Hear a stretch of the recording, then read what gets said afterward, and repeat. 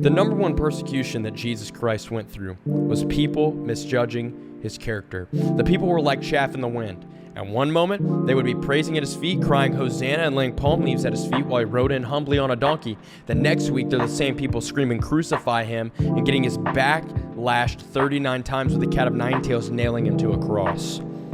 And so these people looked at Jesus and they said, "Oh, you're not the Messiah. You don't care about the Old Testament law. You're a blasphemer against God."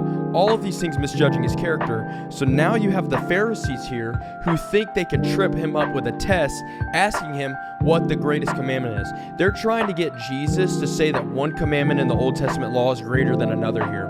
But Jesus isn't fazed by the test here. Instead of Jesus saying one law is greater than the other, Jesus is going to summarize and unify all of the Old Testament laws together. The entire law, he's going to bring it together under this single commandment, unify it. Jesus says, "You shall love the Lord your God with all your heart, with all your soul, with all your mind, with all your strength." This is the great and first commandment. And the second is like it. You shall love your neighbor as yourself. Very powerful moment here. The Pharisees think that they've got Jesus tripped up here, and they say, "Oh, if we can get Jesus to say one commandment is better than the other, we got him. He's a blasphemer," all this other stuff. But no, Jesus doesn't entertain their foolishness. Jesus actually brings the whole law together and says, the whole law is summarized under this one truth. We must love the Lord your God with all your heart, soul, mind, and strength. And then he says, love the neighbor as yourself.